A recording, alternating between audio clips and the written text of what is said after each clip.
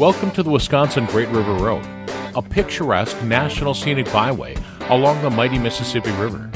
Hear what makes this road so great from locals who live, work, and play in the many communities of the Wisconsin Great River Road. Well, I've known Michael Scott for a long time. Michael is a history buff, but he's also a storyteller, and I've had the chance to see him on some of his different walks that he takes around the city of La Crosse. Michael, what do you like best about living in a river town? The history.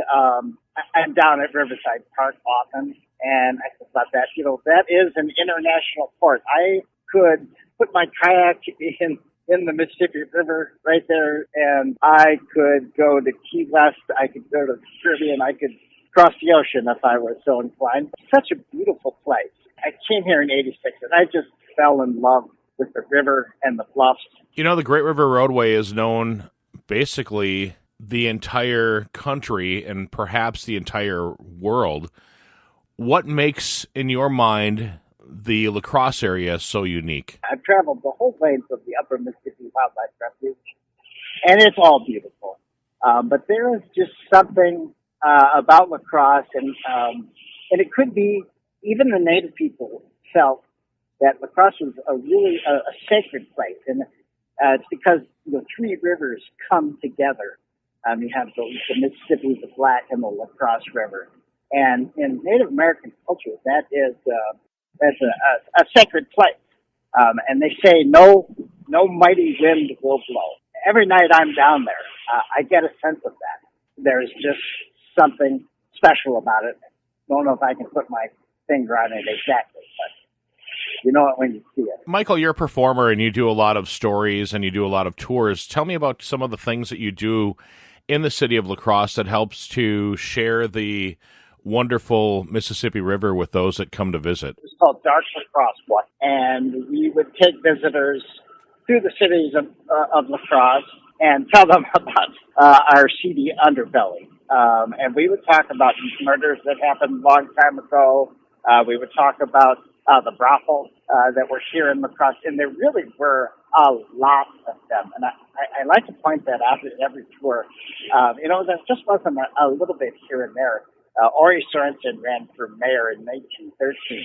In his campaign, he claimed to have a list of 40 to 50 brothels that were operating within the city of La Crosse. So I tell people we could have easily had the nickname Sin City long before Las Vegas got a hold of it. I also started to do I call it an active theater piece called Walking with Twain. And we walk along the river, and I dress up like Mark Twain.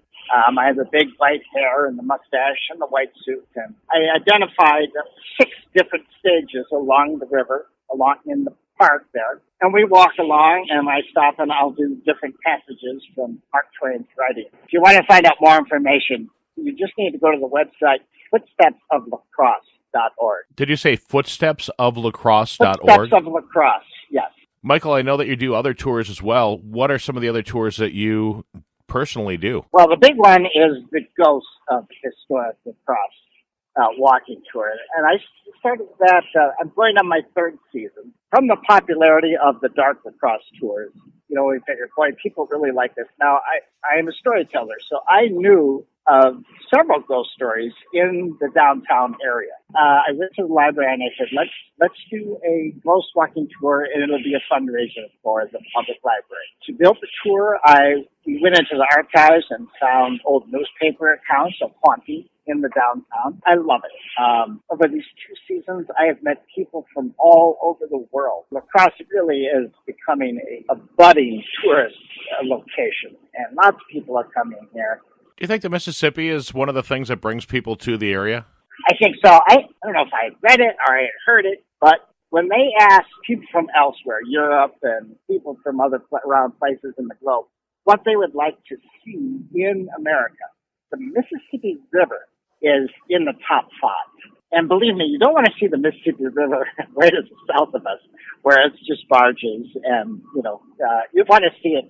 You want to see the upper Mississippi River, I think, with the bluffs and inside the refuge that La Crosse sits in the middle of. I don't think a lot of people realize that La Crosse sits pretty much right smack dab in the middle of this huge wildlife refuge. And so there's all this protected land from Wabasha all the way down to the Quad Cities. And there's just so many opportunities for recreation, kayaking and boating, and bird watching.